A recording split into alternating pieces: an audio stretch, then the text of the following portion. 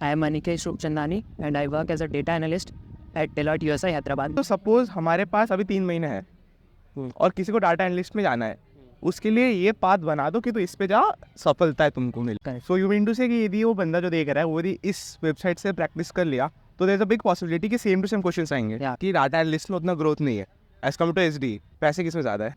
Not even single company SD allows to code। Chemical में तो एक भी SD अलाउ नहीं करती है।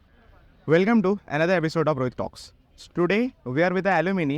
जो alumni नहीं is like a big brother to me, and he is into fitness industry, so अपना mindset ही बहुत मिलता है। And he is also the guy जो placement लेके पहले कॉल किया था वीडियो कॉल अपने ग्रुप में कि भाई तू ये सब ट्राई कर ले, तेरा लग जाएगा प्लेसमेंट, उतना डर मत। So today I am with Anikesh sir जो अभी डेलॉयट में प्लेस्ड है। तो this podcast will be totally based on how to become a data analyst, Deloitte का lifestyle and some insights of Deloitte. Enjoy the podcast. So hi everyone, I am Anikesh Rupchandani and I work as a data analyst at Deloitte USA Hyderabad and I am also a BTech graduate from NIT Raipur in chemical engineering। So sir यदि कोई चाहता है कि उसको data analyst में जाना है तो what is the things that उसको आना चाहिए, या फिर डाटा एनालिस्ट अपन को क्यों जाना चाहिए? पहली बात तो क्यों जाना चाहिए, क्योंकि अपने पास बहुत सारे ऑप्शन है। कोर का ऑप्शन है, फिर सॉफ्टवेयर डेवलपर का ऑप्शन है, तो फिर डाटा एनालिस्ट अपन को क्यों चूज़ करना चाहिए? बेसिकली डाटा एनालिस्ट मोस्टली लोगों के लिए बैकअप होता है। Like if you are preparing for MBA और UPSC, तुमको एक बैकअप चाहिए होता है। लाइक यू वांट समथिंग जो तुम एज अ बैकअप रख सको। या किसी किसी का इंटरेस्ट भी होता है, जैसे मेरा इंटरेस्ट था हमेशा से कोडिंग में, but I was in chemical engineering, so only option I had was data analytics. So mostly लोगों का डेटा एनालिटिक्स बैकअप होता है। Like if even if you are preparing for core, so core की companies थोड़ी late आती है। So उसके पहले company start for data analytics, तुम देखते हो तुम्हारे बैच वाले प्लेस होते जा रहे हो, तो तुमको लगता है कि मेरे पास भी कुछ बैकअप होना चाहिए यार, मेरा भी प्लेसमेंट हो जाना चाहिए पहले। क्योंकि अगर जैसे तुम्हारा प्लेसमेंट हो जाता है, so you can start preparing for other things, और if you want to enjoy the college you can enjoy college also. First you have to clear aptitude test. For aptitude you have to start preparing all topics. Most people who are from NIT thinks that aptitude is very easy. Like we all have cleared JEE, so they will think that aptitude is very easy, क्योंकि उनको लगता है कि aptitude तो 10 तक के max topics है, English topics है, we can easily clear aptitude test. But most people fail in aptitude test because this is time based test. तुमको बहुत कम समय में बहुत सारे क्वेश्चन सॉल्व करने रहते हैं।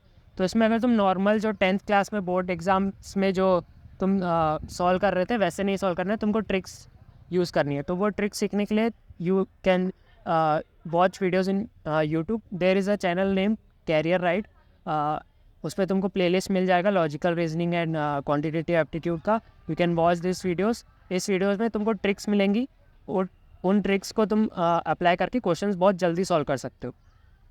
और इस वीडियोज़ में तुमको बहुत सारे अच्छे लेवल के क्वेश्चन भी मिलेंगे जो तुम्हारे direct without data change direct तुम्हारे एग्ज़ाम में फंस सकते हैं। सो इन वीडियोस को तुम कर लोगे तो बहुत सही है। अगर तुम्हारे पास कम टाइम है, you can give mock test. There is a website call pace prep, उसमें तुम फ्री मॉक टेस्ट दे सकते हो। जब तुम मॉक टेस्ट दोगे तो तुमको पता चलेगा कि जब उसका रिजल्ट आएगा तो तुमको पता चलेगा कि तुम कौन से क्वेश्चन में कितना टाइम स्पेंड कर रहे हो।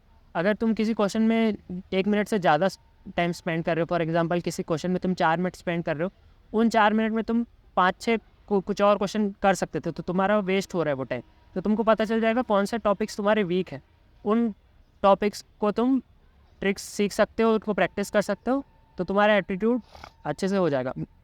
Majorly aptitude is all about practising and applying tricks. तो तुम ट्रिक्स से क्वेश्चन बहुत जल्दी सॉल्व कर सकते हो, लाइक इन 30 सेकेंड्स और 40। जब हम डाटा एनालिस्ट का बात करते हैं ना तो सब बोलते हैं एसक्यूएल करना है, एसक्यूएल करना है, एसक्यूएल करना है, बट कहाँ से करना है, कैसे करना है, कितना करना है? सर बताओ इसका आंसर। सो एसक्यूएल तुम यूट्यूब से सीख सकते हो। एसक्यूएल के बहुत सारे टॉपिक्स है, तुम सीख सकते हो। जब तुम सीख लोगे उसके बाद you have to practise it somewhere, ठीक है? तो तुम हैकर रैंक से प्रैक्टिस कर सकते हो। हैकर रैंक में तुम कोडिंग क्वेश्चन देखोगे तो काफ़ी ईजी है, you can easily solve, but SQL question का लेवल बहुत अच्छा है। तुम अगर ये सॉल्व कर ले रहे हो तो तुम्हारा एसक्यूएल बहुत सही लेवल है। कितना कर लोगे तो काफ़ी है। एसक्यूएल में हैकर रैंक के क्वेश्चंस कर लो, बहुत है। हैकर रैंक के हम लोग को कोडिंग क्वेश्चन बहुत ईजी लगते हैं, बट एसक्यूएल क्वेश्चंस काफ़ी अच्छा लेवल। तो आप कहना चाहते हो जो आपने अभी वेबसाइट का नाम दिया या फिर समथिंग जहाँ से प्रैक्टिस करने बोला, हाँ वहाँ से डायरेक्ट क्वेश्चन आ सकते हैं? या correct so you mean to say कि यदि वो बंदा जो देख रहा है वो यदि इस वेबसाइट से प्रैक्टिस कर लिया तो there is a big possibility कि सेम टू सेम क्वेश्चंस आएंगे। या करेक्ट। मोस्टली क्वेश्चन सेम उस वीडियो से भी फंसते हैं, और दूसरा अगर तुम वो मॉक टेस्ट दे दोगे तुम्हारा इतना प्रैक्टिस हो जाएगा कि you can solve any questions. Next comes the interview. अब इंटरव्यू में तुम्हारे बहुत सारी चीज़ें होती है। पहला प्रोजेक्ट भी होता है, तो प्रोजेक्ट के लिए you can create project using Python. तो पाइथन के तुम बेसिक लाइब्रेरीज कर सकते हो, numpy panda. So it will take mostly 20-30 days if you haven't done any coding language before. अगर तुमने पहले कोई लैंग्वेज कर रखा है फर्स्ट ईयर में C++, 10-15 डेज और 10 डेज में you can easily learn this. You can create projects using Python or SQL. So for SQL, we have one YouTube channel. Many YouTube channels are there. You can watch SQL and you can learn from there. And then when in interview, you will be asked for around SQL. You can easily answer that. Come that. आप एक बात बताओ, जैसे अपन लोग सोचते हैं ना कि एसडी में क्या पर्क्स एंड वो होते हैं, मतलब यदि कोई बंदा एसडी में जाना चाहता है तो उसका क्या फ़ायदा है और क्या नुकसान है, उस कॉम्पिटिशन में एनालिस्ट में क्या फ़ायदा है? एनालिस्ट में फ़ायदा ये है कि मोस्टली क्लाइंट बेस्ड रोल्स होते हैं, तो you will have interaction with client. तो तुम रोज़ क्लाइंट के साथ मीटिंग कर रहे हो, यूएस क्लाइंट के साथ, you are talking in English, your communication will improve, your personality will develop. So ये एक फ़ायदा है। जो एसडी में थोड़ा बहुत कम्युनिकेशन तुम इंटरनली करते हो, बट क्लाइंट के साथ उतना नहीं हो पाता। एज अ फ्रेशर अगर तुम मैनेजर लेवल पे हो then you will have calls with client, but as a fresher तुम उतना इंटरेक्शन नहीं होता, डे टू डे इंटरेक्शन नहीं होता जितना एनालिस्ट का होता है। और एनालिस्ट इज़ ऐसा, मतलब एसडी के लिए तुमको अच्छा खासा प्रिपेयर करना पड़ेगा, minimum 1-2 years, but for data analyst you can clear in 4-5 months। And I have seen people switching from core और SD in 3-4 months to data analyst. So data analyst में भी scope is very good. Like you can go to very big companies like Big Four or even bigger than Big Four companies like Bain, etc. And you can even go to Google for data analyst role.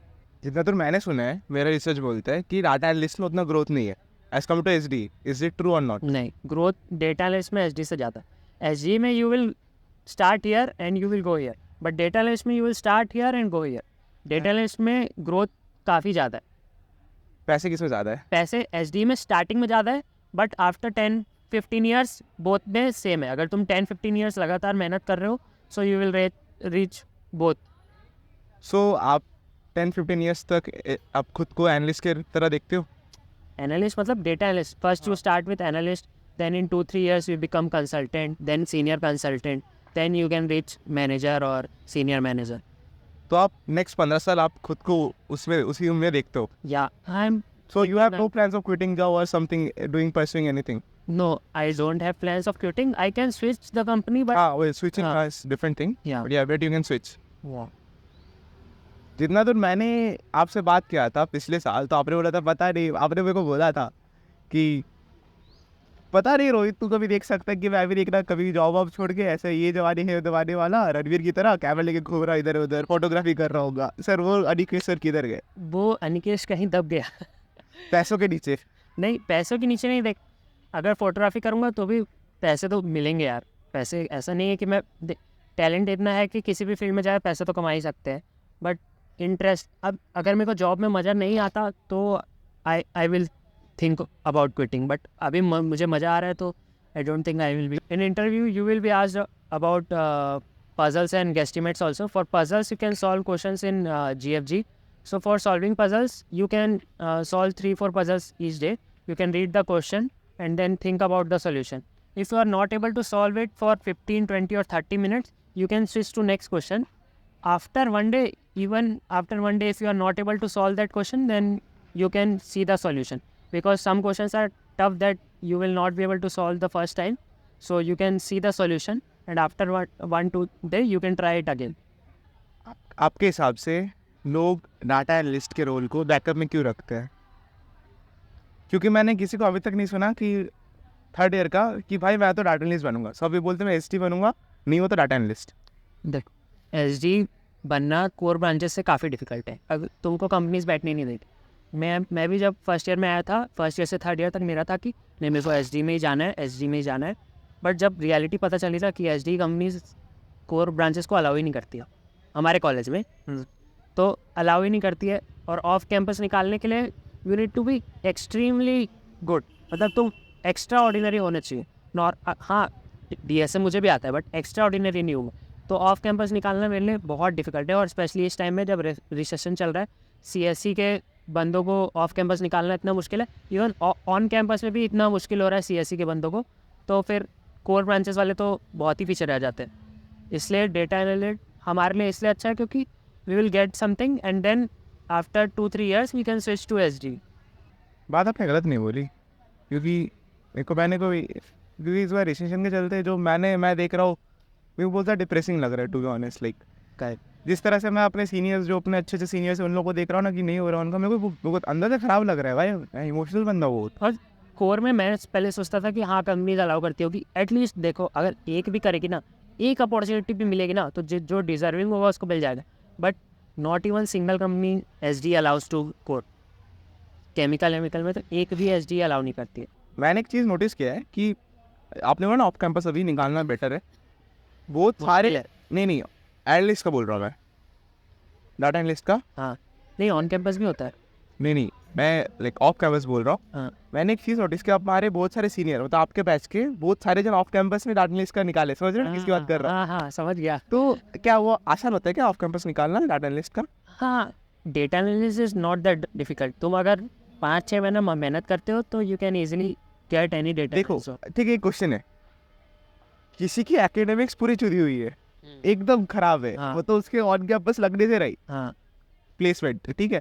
But यदि वही बंदा अच्छा resume लेके, अच्छा resume मतलब on the sense कि basic projects बना लिए, 1-2 प्रोजेक्ट्स बेसिक उसको आता है, पाइथन एसक्यूएल जो आप बोल रहे हो, और आपके समझ लो वो डेलाइट में अप्लाई किया, what is the with your referral, तो what is the possibility of getting him selected?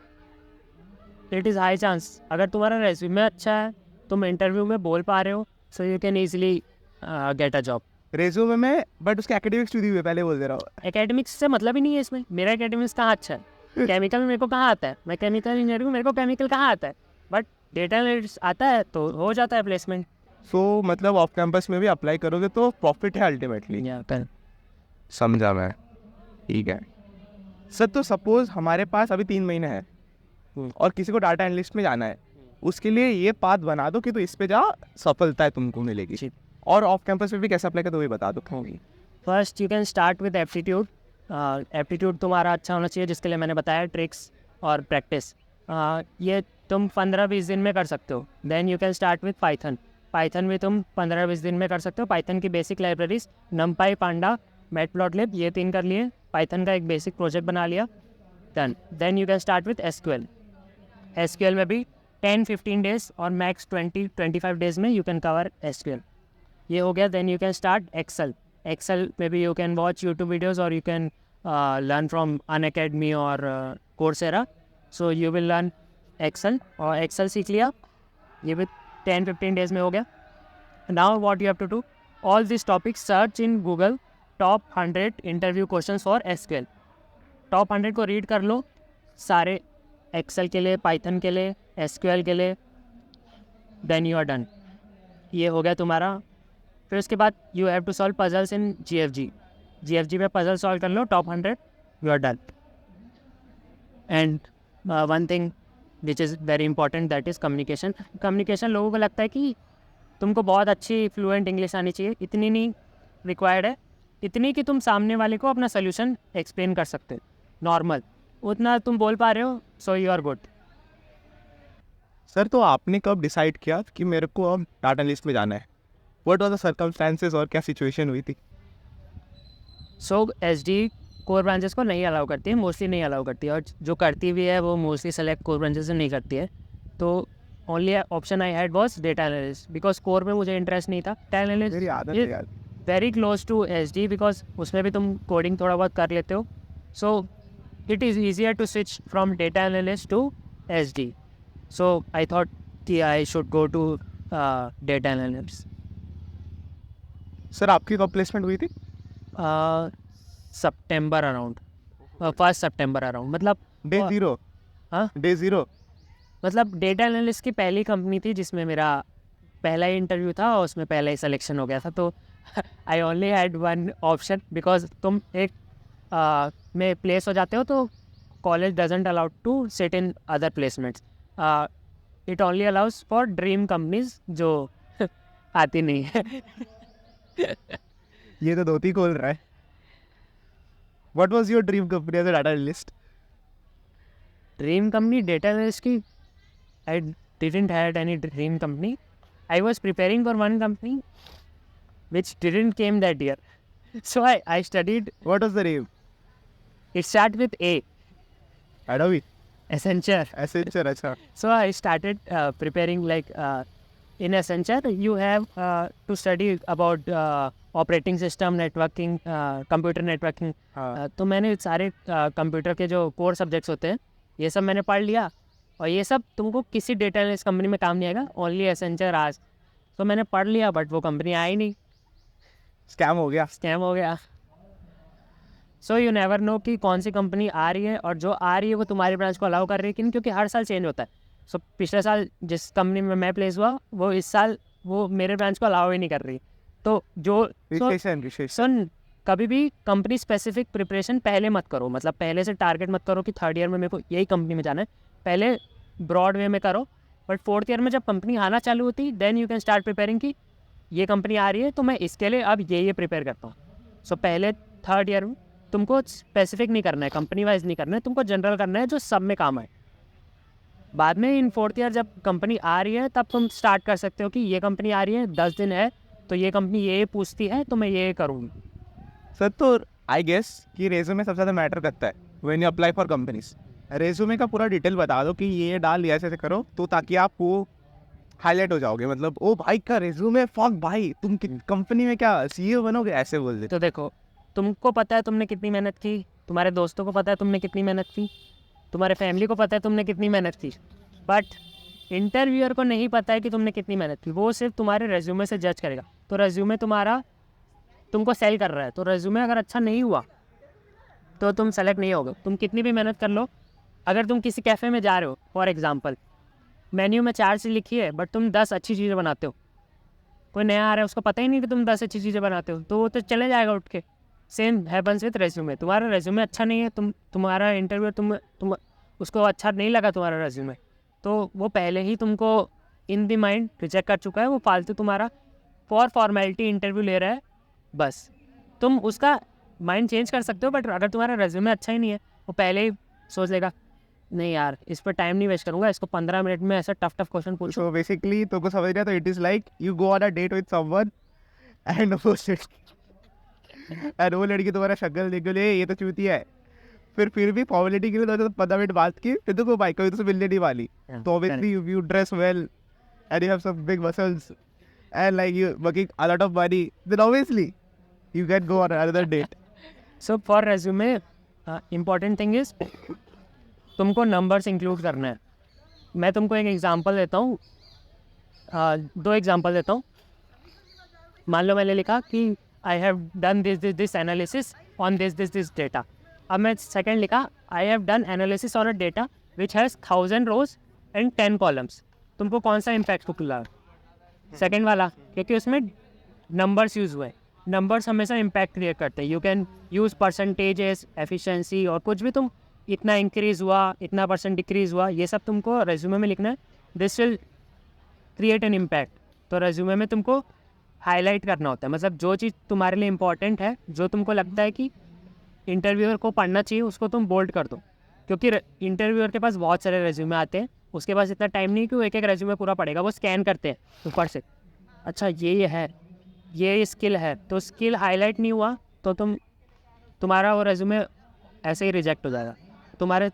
तुमको हाईलाइट करना है। जैसे डेटा एनालिटिक्स के लिए तुम पाइथन को हाईलाइट कर सकते हो, एसक्यूएल को हाईलाइट कर सकते हो, डेटा को हाईलाइट कर सकते हो। सो जब तुम हाईलाइट करोगे तो तुम्हारे रेज्यूमे के चांसेस बढ़ जाएंगे सेलेक्ट होने के। ओके। और रेज्यूमे तुम्हारा वही ATS फ्रेंडली होना चाहिए, क्योंकि उसमें आजकल मशीन से डायरेक्ट स्कैन होता है। मैंने वो भी सुना कीवर्ड्स मैटर करते हैं ना। हाँ, कीवर्ड जो अगर होंगे तो तुम्हारा हो जाएगा। ऑन कैंपस में तो नहीं होता, ऑफ कैंपस में होता है, क्योंकि ऑफ कैंपस में बहुत सारे आते हाँ बहुत सारे आते हैं, तो वो कीवर्ड्स चेक करते हैं। तो तुम क्या कर सकते हो, कंपनी जब भी आती है तो जॉब डिस्क्रिप्शन लेके आती है कि हमको ऐसा ऐसा स्किल वाला बंदा चाहिए, तो वो स्किल तुम्हारे रेज्यूमे में होना चाहिए। फेक मत करना, अगर तुमने एक्चुअली वो स्किल किया है तब तुम उसको लिखो, वरना मत लिखो। बट अगर वो कीवर्ड रखोगे तो हाई चांसेस है कि तुम्हारा रेज्यूमे सेलेक्ट हो जाए। बट हाँ, अगर तुम कुछ फेक कर दिए तो ऑब्वियस सी बात है, वो इंटरव्यू में तो पूछेगा ही तुमसे। इंटरव्यू में नहीं बताओगे तो इंटरव्यू में रिजेक्ट हो जाओगे। तो बेसिकली फेक मत करो एंड कीवर्ड फ्रेंडली रखो एंड सर से थोड़ा ये गाइडेंस ले लो। और दूसरी बात, तुम रेज्यूमे बना लो, उसके बाद अपने फ्रेंड्स और अपने सीनियर से रिव्यू करा लो, क्योंकि इसमें स्पेलिंग मिस्टेक नहीं होना चाहिए, इसमें ग्रामर मिस्टेक नहीं होना चाहिए, और उसमें कुछ गलत चीज़ें नहीं होनी चाहिए। तुमको पता होना चाहिए कि क्या चीज़ रिलेवेंट है। अब डेटा और हर कंपनी का अलग अलग रेज्यूमे बनना चाहिए। तुम कोर का अलग रेज्यूमे बनाओ, डेटा अलग बनाओ। लोग क्या करते हैं, दोनों को एक ही मर्ज कर देते हैं कि एक ही है, उसमें 2 प्रोजेक्ट डाल दिए, एक कोर का डाल दिए, एक नॉन कोर का डाल दिए, एक डेटा एनालिटिक्स का डाल दिए। बट ऐसा मत करो, अलग अलग रेज्यूमे बनाओ, कंपनी स्पेसिफिक रेज्यूमे बनाओ, क्योंकि सेम बनाओगे तो फिर वही दिक्कत है कि इररिलेवेंट हो जाएगा ना। अब तुम डेटा एनालिटिक्स का इंटरव्यू देने गए हो और कोर का प्रोजेक्ट डाले हो, तो फिर वो कोर का पूछ लेगा। तुमको क्या पता कि वो कुछ ऐसे इंटरव्यूअर्स होते हैं जो कोर के एक्सपीरियंस होते हैं, लाइक वो स्विच करके आते हैं, तो वो उसको तो कोर आता है, तुम तो अभी फ्रेशर हो, तुमसे डीप क्वेश्चन पूछ लेगा। ऐसा हुआ है हमारे बैच में कि डेटा एनालिटिक्स के इंटरव्यू में कोर के क्वेश्चंस पूछे जा रहे हैं, और डीप में एकदम एक्सट्रीम नहीं बता पाए, नहीं हुए सेलेक्ट। तो ऐसे चीज़ डालो ही मत जो तुमको उसमें कॉन्फिडेंट नहीं हो, जिसमें तुम ऐसी देखो। रेज्यूमे ऐसा चीज़ है कि तुमको पता है क्वेश्चन क्या पूछने वाला है। प्रोजेक्ट में वो क्वेश्चन क्या पूछेगा, कैसे प्रोजेक्ट बनाए, क्या यूज़ किए। जितना तो मैंने सोचा इंटरव्यू लिया ना, पता चला मेरे को, इतना तो पता चल गया कि जब तुम्हारा वो इंटरव्यू राउंड चल रहा है ना एचआर के साथ, तो तुम्हारे पे डिपेंड करता है तुम किस तरफ लेके जा रहे हो इंटरव्यू को। क्योंकि तुम चाहो तो पूरा गेम पलट सकते हो अपने रेज्यूमे में जो लिखोगे उससे क्वेश्चन पूछेंगे। रेज्यूमे में तुम जो स्किल लिखे हो उसके ऊपर क्वेश्चन पूछा जाएगा, प्रोजेक्ट जो डाले हो उसके ऊपर क्वेश्चन पूछा जाएगा, तुम हॉबी जो डालोगे उसके ऊपर क्वेश्चन पूछा जाएगा। तो जिस चीज़ में तुम स्ट्रांग हो वही चीज़ उसमें डालो। तो अगर उसमें तुम स्ट्रांग हो तो you can clear easily. One tip that you would like to give to your juniors who are preparing for placements or who are just nervous and like anxiety, depressed भी कहीं हो सकता है क्योंकि उनकी प्लेसमेंट नहीं लग रही है। Juniors, super juniors and nervous तो होते ही है सब, और हमारे सारे सीनियर बोलते हैं हो जाओगे प्लेस, ईजी है। मेरे को भी लगता था हाँ भाई तुम्हारी हो गई तो हमारी ज़रूरी नहीं ना हमारी भी हो जाए।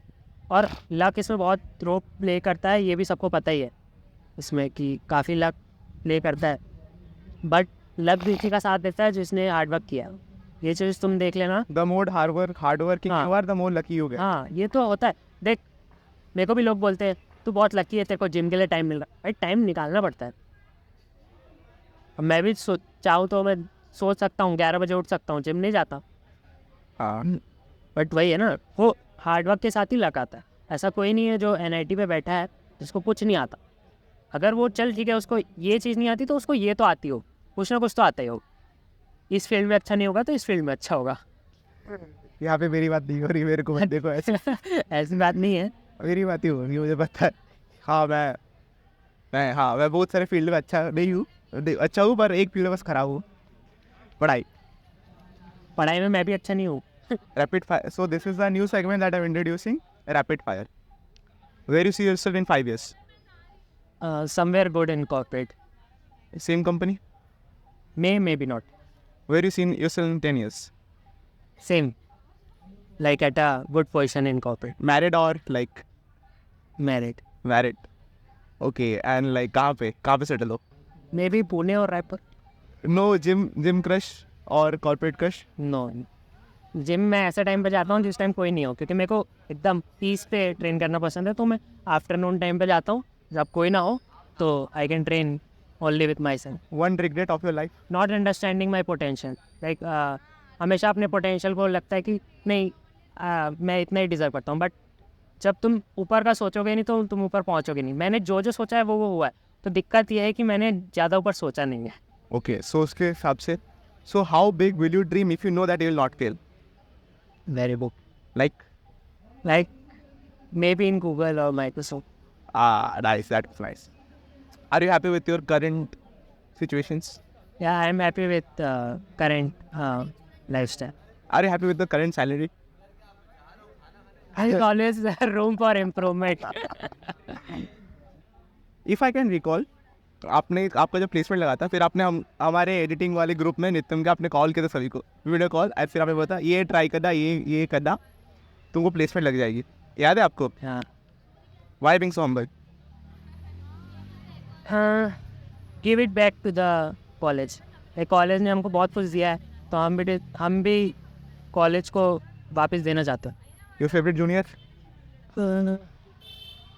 May be Himanshu. खतरे सर। या अरे खतरे सर, आई होप सो कि आपको ये पॉडकास्ट अच्छा लगा। यदि फिर भी आपको दिमाग में कुछ डाउट्स है कि डाटा एनालिस्ट कैसे बने या फिर कुछ भी doubts, so you can reach out to Aniket sir Insta में। You can follow his fitness page, you can follow him on LinkedIn, reach out to him, he is a humble person, he will obviously help you.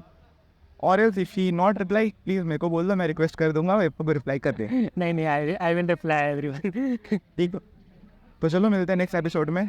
और also आपको कुछ भी link चाहिए, like इनका resume का, या फिर कहाँ से क्या है प्रैक्टिस करने का, उनके पास वो वेबसाइट है, कमेंट लिंक, एंड या मैं आपको भेज दूंगा। और सर सब्सक्राइब कर लो यार, वॉच टाइम बढ़ा दो भाई, मेरे को भी वैसे के बाद चलो भाई।